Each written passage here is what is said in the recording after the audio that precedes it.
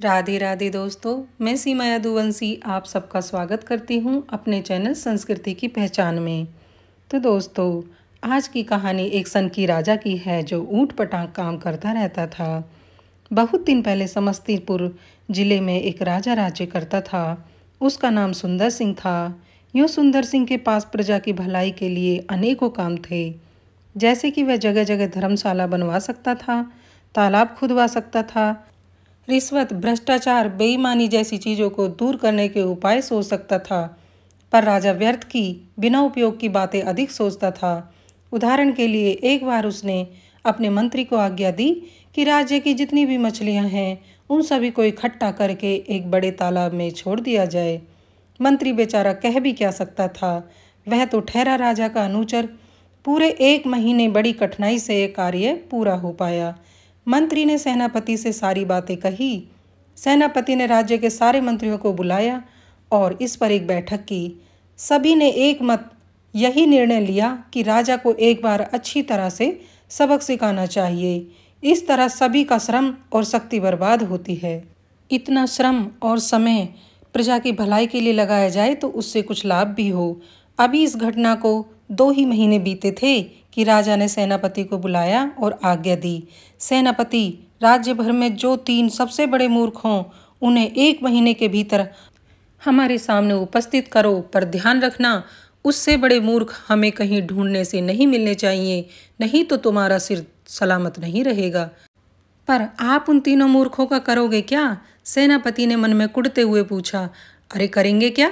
उन 3 मूर्खों को हम मूर्खराज शिरोमणि की उपाधि देंगे और एक एक जागीर देंगे, राजा ने दंभ से मुंह फुलाते हुए कहा। सेनापति मूर्खों की तलाश में चल तो दिया, पर मन ही मन वह सोचता जा रहा था, अब की बार राजा को अच्छा ही सबक सिखाना है। उसकी बेवकूफ़ी भरी बातें आखिर किस प्रकार से छूटें। 20-25 दिन बाद सेनापति घूमकर लौटा। वह सीधा राजसभा में जा पहुंचा। दरबार लगा हुआ था। सभी मंत्री अपने अपने सिंहासन पर बैठे थे। सेनापति को देखते ही सुंदर सिंह ने पूछा, कहिए, खोज पूरी हुई आपकी? जी महाराज, सेनापति ने सिर झुकाकर प्रणाम किया, कहते हुए पीछे खड़े हुए आदमी की ओर इशारा किया। हा हा हा, तो ये है हमारे राज्य के सबसे बड़े मूर्ख, राजा अट्टहास करते हुए कहने लगा। सुनाओ तो, क्या मूर्खता वाला काम किया है इन्होंने? सेनापति कहने लगा, राजन, इस व्यक्ति का परिवार भूख से बिलख रहा है।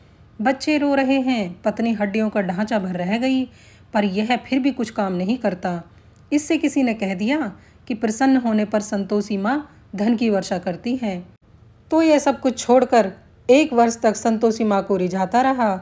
बताओ, बिना कुछ करे कभी देवता भी किसी की सहायता करते हैं? इसे धन न मिला, इस बीच घर का सारा सामान भी बिक गया।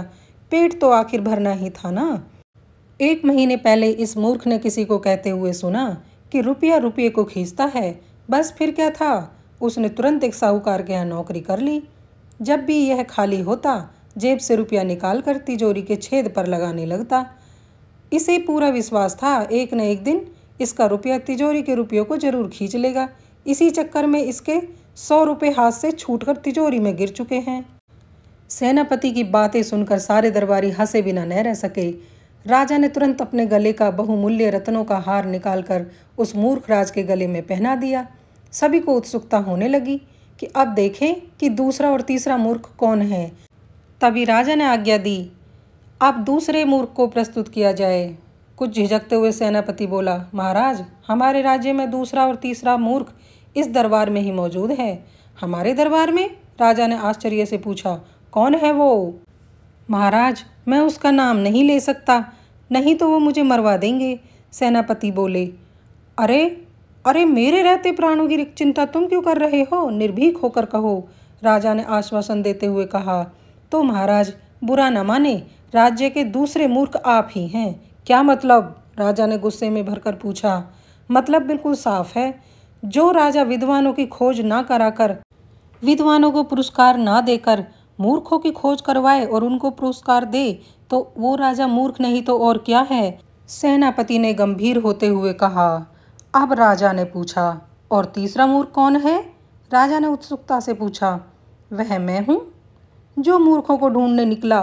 क्यों ना मैंने यह काम करने से पहले नौकरी छोड़ दी, क्यों ना मैंने इस काम को मना कर दिया। स्वामी भक्ति करते हुए मैं आपको समझा सकता था। मूर्ख स्वामी की सेवा करने वाले कर्मचारी भी धीरे धीरे मूर्ख बन जाते हैं, सेनापति कह रहा था और सारे दरबारी हाँ में सिर हिलाकर सेनापति की बात का समर्थन कर रहे थे। सेनापति की बातों से राजा की आंखें खुल गई। उसने भरी सभा में प्रतिज्ञा की कि अब वो ऐसे व्यर्थ के कामों में अपनी शक्ति बर्बाद नहीं करेगा।